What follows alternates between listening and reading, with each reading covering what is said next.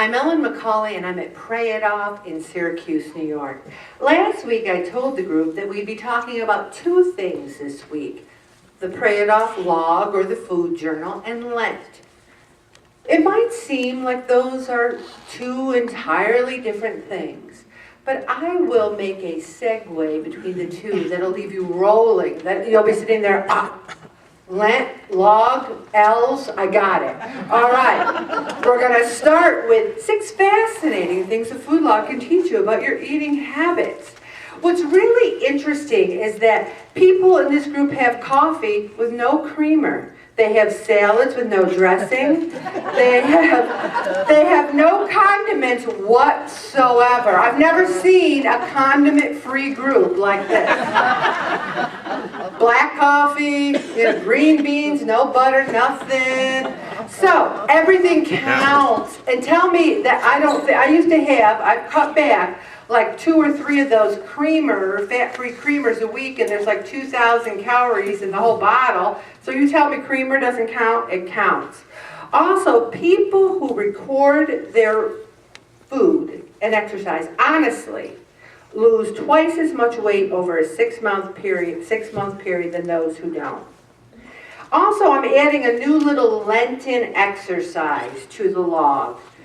I want you to write, perhaps, what time you're eating. Like I can write that I had my all-natural kashi with blueberries and almond milk at 6 a.m. I can say that I had my salad with turkey and fat-free cheese and light dressing at noon. You write that down. You could even also write, if not, you don't have to, don't say, I ate breakfast because I was hungry. Usually you're hungry when you're eating breakfast. But if it's 10 o'clock at night and you're having a peanut butter and jelly sandwich, I want to know why. Now, if you say, I shoveled for 5 hours, so I had a peanut butter and jelly sandwich, I might be able to see a connection between the two. Otherwise, if you're having a peanut butter and jelly sandwich at 10 o'clock because it was there or because it was calling your name, write that down. Also, watch who you eat with. You know, there's a couple of people that say to me, and whenever I use examples, I don't want you going crying at home, because unless you react, no one will know this is your story. But one person had a lot of lasagna last week. A lot of lasagna. And when I said something, they said, well, my daughter really wanted me to make it. Now, that's true. Somebody says, well, I had a pizza because my husband wanted me to order it. Maybe that's true. But what I'm saying, in a weight loss group, the other people we live with are going to have to be trained in a certain way. Honey, I would love, let's get a veggie lasagna, or let's try and see if we can make a smaller portion. Or, I know you want some pizza tonight, but how about if we have some fish, not fried, and some veggies instead? You need to train them. Because if you're eating with people that don't share your weight loss journey with you, and you might say, well, Ellen, I got kids. We have a 6'4" strapping 19-year-old who lost 30 pounds and wanted his Irish award, and I gave it to him because he was following the Pray It Off guidelines. He was doing really well. How much are you really eating? That's another thing Bob and I have done at session 15. We get out the measuring cups. Does anyone have measuring cups in their home? What? They have? You have them? Where are they? Like in a cupboard that you can't reach? Do you need a stepladder? Because a serving of cereal, when I actually put that 3/4 cup in the bowl, there's a heck of a lot of bowl left. I'm like, wah, there's a lot of bowl. Because what we're having, and we think we're doing so good, are 2 or 3 servings. So those of you who want the measuring scale, and they're cheap too. You can buy one at Walmart. How fast do you eat? One time, and I want to get her again, we had a speaker on mindfulness. Are you saying grace? Bob and I hold hands and we say grace.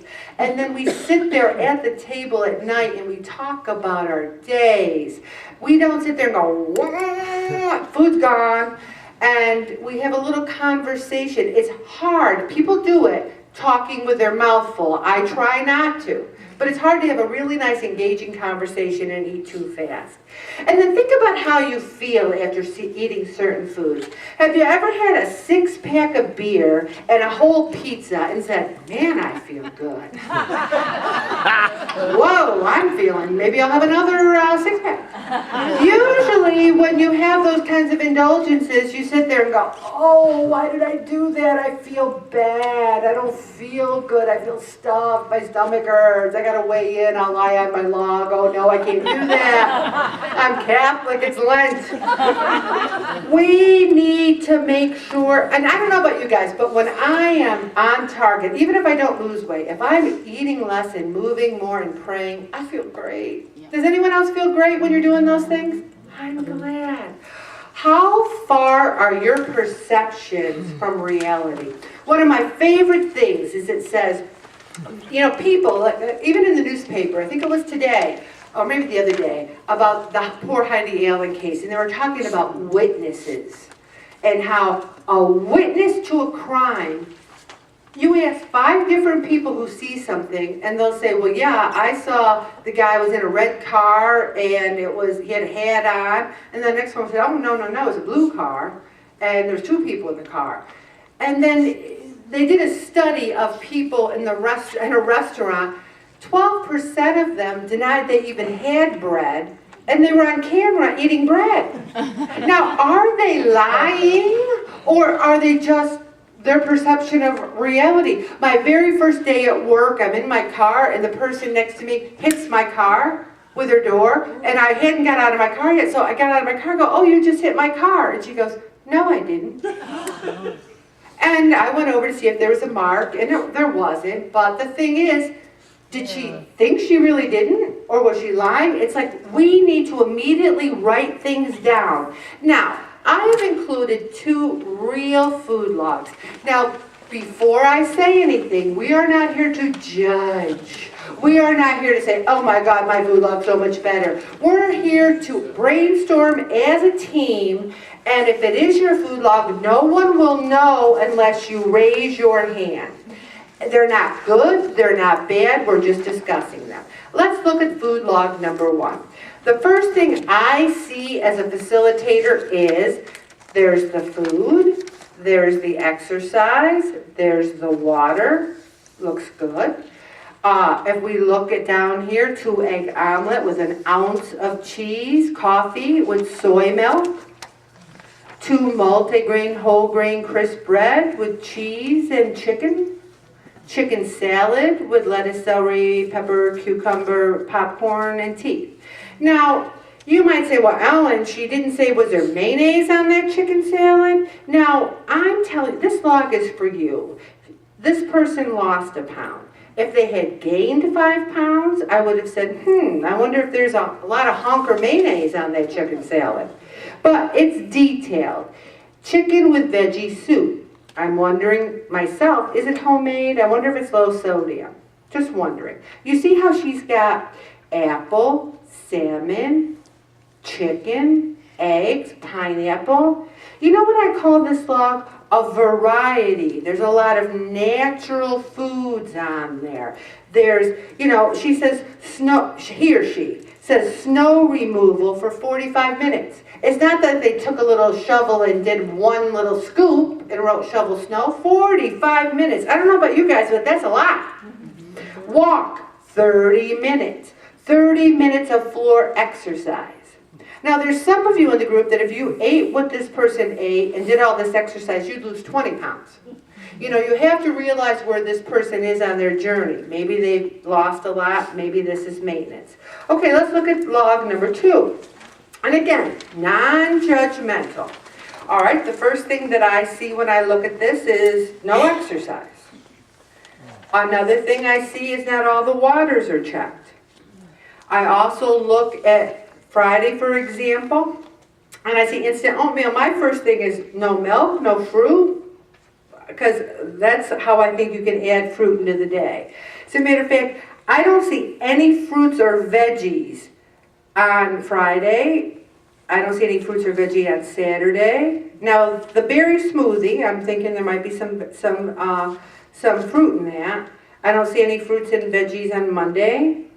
There is a stir-fried chicken with veggies and rice on Tuesday. Now, you see how this person writes chocolate. Now, the chocolate could be a square of dark chocolate, or it could be anything. It could be a hamburger. Now, is this a patty?